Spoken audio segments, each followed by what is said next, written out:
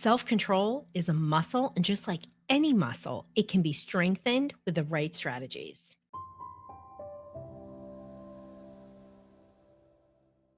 When our kids are regulated, it means they can put the brakes on. So let's dive into strategies to help our kids be more regulated and have self control. These are five of my favorite that I've been sharing in the last 3 decades of working with kids and parents. I love to talk about this because these are things that everybody can do, and boy, can they make a huge impact. Safely, naturally, science backed, no drugs, peeps. This is how we create change in our kids. So, number one, we want to strengthen the prefrontal cortex. Okay.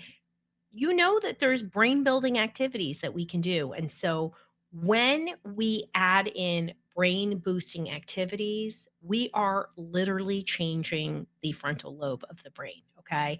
You can do so many positive things. And hopefully, we're going to talk about things that you can just add in, make it part of your routine. Like I always say, just like brushing our teeth, regulating our nervous system, doing things that help our kids' brains are not just helping them today, it's the future. So you want to do things like when you're younger, play memory games. You can do puzzles at any time, strategy games. Get in there and play board games with your kids. Now, we're going to talk about how to integrate this when kids resist at the end. So make sure you stay and hear that. We want to really get them to be creative problem solvers, right? So again, let's be playful when we do this. What about Legos? Love me Legos. If Lego Corporation hears this, call me.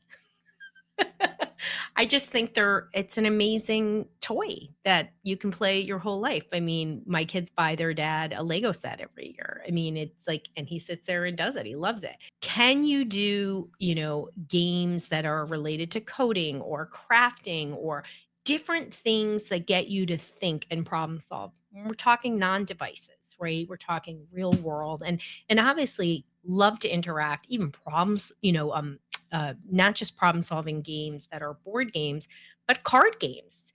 These are things that really get the frontal lobes activated and working in a great way. Ideally, if you're doing some of these things with your kids, you're connecting with them too, and you're building beautiful memories and you're not arguing. Number two, you want to delay gratification. So we are hurry up, get it done. I'm living in the nexus of that near New York City. Our kids don't have patience and we need to learn patience, right? So through small daily challenges, like what are ways where there's a test called the Marshmallow test, and that's where all the science comes about delaying gratification, and that kids who could delay gratification actually were more regulated and happier. So, it is tied together very strongly, but just little things, right? So, starting with a younger child, like, you can have this small snack now, or you can have a bigger one in 10 minutes. I do this all the time, you all. I'm like, well, we're going to eat dinner. Would you rather have something small now, or do you want me to have this done and ready for 90 minutes? And my kids, sometimes they're really hungry and they're like, well, I'm going to have this now. But a lot of times they're like, oh, I really want to wait for the big thing. They'll say, what are you making, mom? It's five-star dining here pretty much most nights because I'm daughter of Philomena and she taught me simple things that can really be great. But delaying gratification, you don't have to give your kids everything right this second. And you don't have to scream that at them. You can do it like this. Number three, so really important way to help get self-control is actually by regulating that nervous system.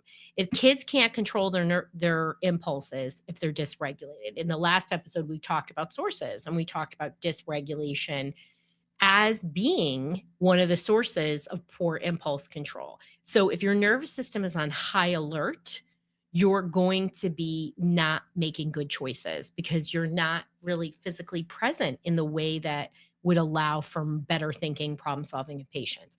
So you want to integrate things like deep breathing, movement breaks, PEMF, magnesium, all these different tools help to reset the nervous system. I love real tools like magnesium, PEMF, things like that, but you need behavioral things that don't require you to open something up or put on some essential oils or whatever it is. You need to know how to breathe. You need to know how to do a 5, 4, 3, 2, 1, or meditate, or, get into a state, because life will always have challenges. And teaching our kids these things now and doing them together, because, monkey see, monkey do, is really a big thing and it's important. Number 4, you wanna set up a self-regulation toolkit of some kind. So, whether that's creating a calm down corner in your house where it's not just for your kid and it's not punishment, it's like, I'm going over there. You have, noise canceling headphones, you have music with binaural beats, you have Play-Doh, a weighted blanket, whatever you got in there, maybe you have multiple things. It's a place to chill out, and people use it. We should be reinforced, for using it. "Oh, you're heading over there, Tommy? Oh, and you're gonna oh, you know what? I would love to do a little Play-Doh right now. I'm just got a little stressed out by grandma because she was, blah, blah, blah, blah, and then, my kids, when I would do these things, my kids would be like, "Oh, mom gets stressed too, and she's using these tools." Like, you got to normalize it. And guess what? You both get the benefit of a regulated nervous system. And how awesome is that? Okay, number 5, you got to reduce screen time. Screen time is one of the greatest sources of dysregulation and impulsive behavior. You're going to swap dopamine heavy screens for real world activities that build patience, problem solving, and teaches kids to have moments of calm and quietness without this device in their face. I love to encourage art, outside activities of any kind. So, an older kid, just a quick walk, getting out on a scooter, playing outside, whatever, board games, hands on hobbies. So I feel there's a real decline in kids learning a hobby. We really push our kids to sports, which I think have a lot of value. I mean, I'm not saying that, but a lot of kids are not, their time for hobbies, crafting, robots, whatever, Legos, there's not really time for these kinds of things. And here's what I've learned from Papa Tony. He really, really focused on his hobby, which was bocce. My mom ran a tight ship. And she knew, don't mess with Tony's bocce. We had to plan our weddings around his bocce. It was very serious. He's like a champion. And at 86, let me tell you how important bocce is in his life. He has the best friends. And it's just like brings so much joy into his life. He's so connected. And, he's been playing that since he was a child. So giving your kids hobbies and connecting through hobbies together is pretty cool.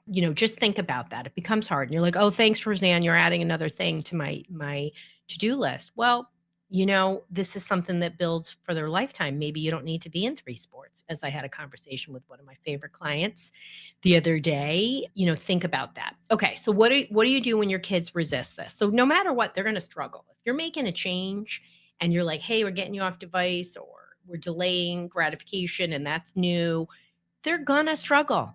Struggle is okay.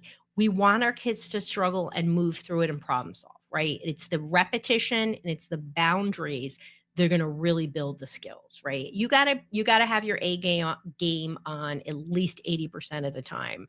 Otherwise, they're just not gonna learn, right? So I like to be playful and have fun with activities and really present options kind of in a fun way. I don't feel like parents have a lot of joy or act in a joyful, silly way. I feel very grateful that I'm certainly a fun loving person, but Mr. Hodge is way more fun loving than I am and really brings the fun to our house and breaks up heaviness with fun.